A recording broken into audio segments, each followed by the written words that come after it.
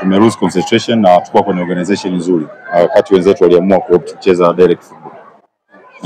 Pengine labda mwalimu, mko kwenye mmekutana na timu ambayo inajipambania kwenye kushuka daraja na dakika za mwisho umeruhusu goli. Kulikuwa na ugumu gani kwenye kucheza na Tanzania Prisons hii? Mimi sisemi kwa sababu wao wako kwenye nafasi ambayo sio nzuri. Timu zote ni bora kwa sasa na kila mechi sasa hivi ni finali. Even kama hujajipanga vizuri kuzuia na kuattack, unaweza kupoteza mechi popote pale. Unaweza kupoteza mechi nyumbani, unaweza kupoteza mechi away. Wao leo wamekuwa bora kipindi cha kwanza, sisi tumekuwa bora kipindi cha kwanza, wao wamekuwa bora kipindi cha pili. Kwa yale makosa ambayo walifanya kipindi cha kwanza sisi tukayatumia, then na sisi tumefanya makosa hayo ambayo wao wameyatumia. Yes.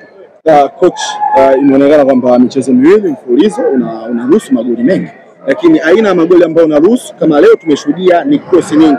Inamaanisha inabidi uweke shinikizo pembeni ili mpinzani asipige cross, lakini inaonekana cross zinapita lakini ndani ya box umeshindwa kuzizuia. Shida iko wapi, kwa wachezaji ama shida iko sehemu gani? Mimi niseme kwanza, kuruhusu magoli kuna kila aina ya magoli. Sisi tumeruhusu almost 7 goals mpaka sasa.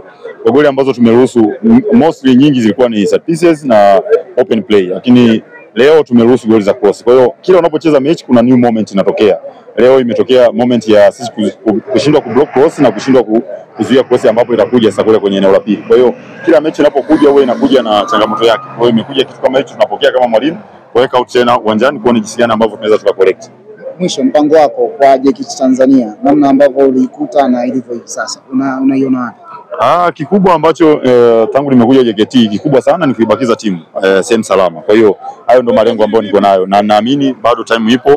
Kwa mechi 4 ambazo zimesalia, we need kupush tena, kujiweka vizuri, kuangalia some mistakes ambazo tunazifanya ziondoke kabisa ili tuweze kumaliza vizuri. Mwisho ni kumaliza tu vizuri. Hilo ndo lengo langu. Okay.